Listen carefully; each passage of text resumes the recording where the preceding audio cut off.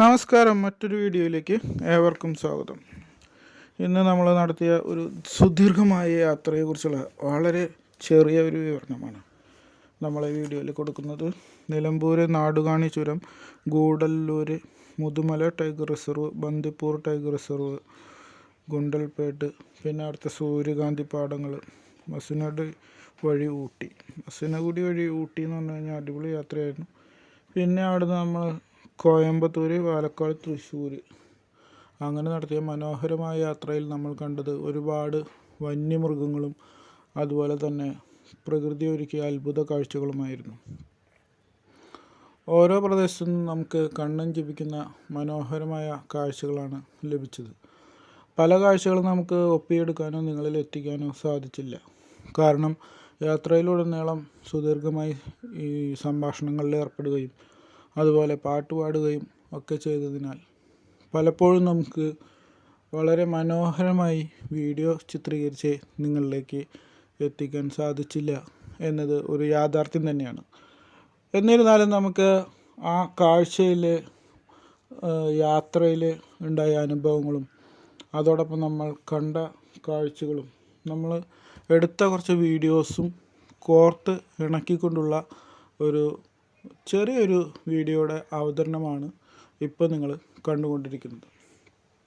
നമ്മളവിടുത്തെ നിലമ്പൂരും നാടുകാണി ചുരവും ഒക്കെ കടന്ന് ടൈഗർ റിസർവും ഒക്കെ കടന്ന് നമ്മൾ ഗുണ്ടൽപേട്ടിലെ അതിമനോഹരമായ സൂര്യകാന്തി പാടവും ഒക്കെ കണ്ട് വീണ്ടും നമ്മുടെ യാത്ര തുടർന്നു. സൂര്യകാന്തി പാടം ഞങ്ങളവിടെ വരുമ്പോഴേക്കും വിളവെടുക്കാനായിട്ട് ആയിട്ടുണ്ടായിരുന്നു.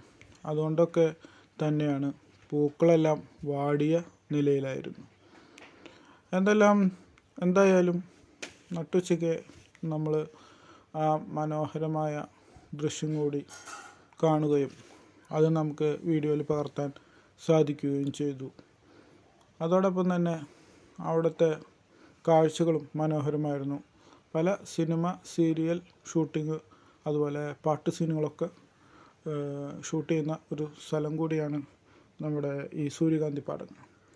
അതുപോലെ നമ്മൾ തിരിച്ചു വരുമ്പോൾ മസിനഗുഡി ഊട്ടി വഴി തിരിച്ചു വരുമ്പോൾ കണ്ട ആന കുട്ടി, ഈ ആനയുടെ ഇടയിൽ ഒരു ചെറിയ കുട്ടീനെ നമുക്ക് സൂക്ഷിച്ച് നോക്കിക്കഴിഞ്ഞാൽ അതിനെ കാണാനായിട്ട് സാധിക്കും.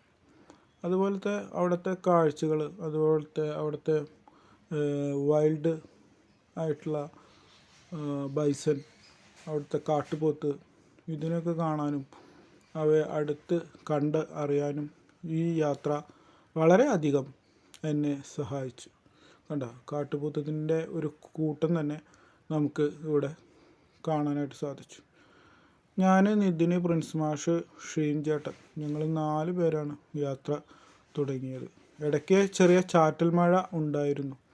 എങ്കിലും യാത്ര വളരെ നല്ല ഒരു അനുഭവം തന്നെയാണ് ജീവിതത്തിൽ എനിക്ക് സമ്മാനിച്ചത് എന്ന് പറയുന്നതിൽ തെറ്റില്ല.